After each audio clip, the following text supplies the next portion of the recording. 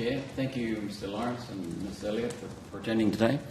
You made some comments about regulation, Mr Lawrence. Would less regulation lead to more competition and better service? We don't advocate for necessarily less regulation, because we need to be regulated in the same manner as any bank.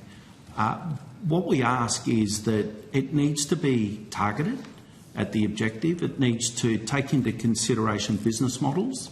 It needs to take into consideration, the size and the complexity, rather than a broad brush. Are the big four banks hiding behind excessive regulation? Sorry. Are the big four banks hiding behind excessive regulation that's really a barrier to entry for your smaller banks? Look, I can't speak for the big four banks.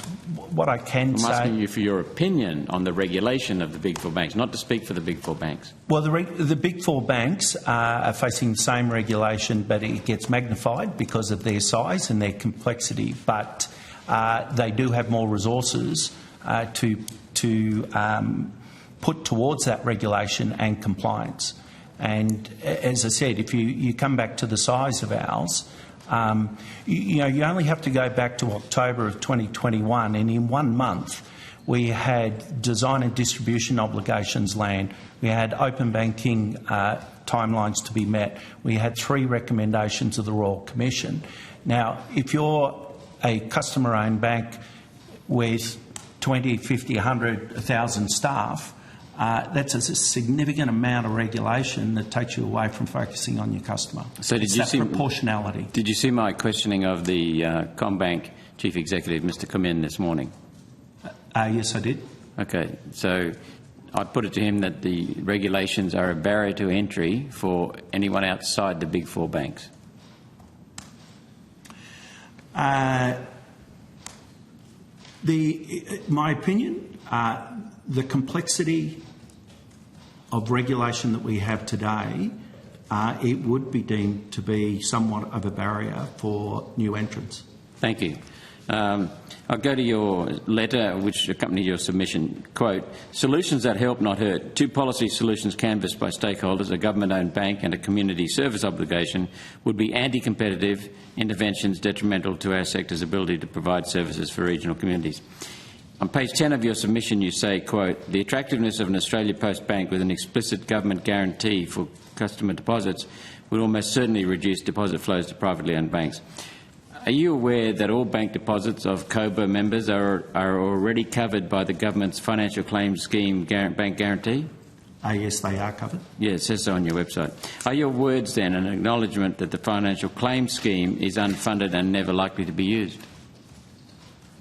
I'm aware of the financial claims scheme, and do I think it will ever be used? I think if you look at the people that are funding it, they're not necessarily the ones that are at risk.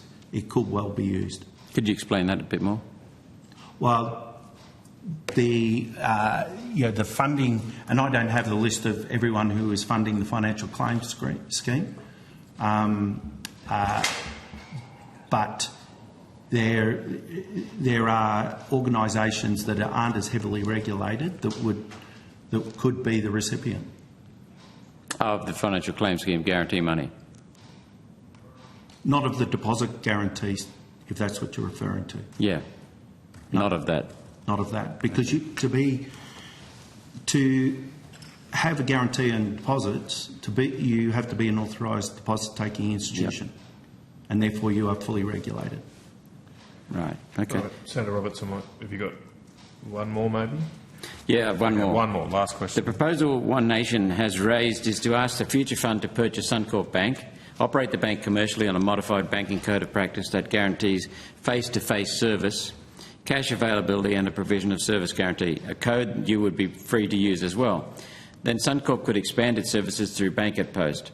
I note your objections to a government-owned bank and to Australia Post becoming a bank.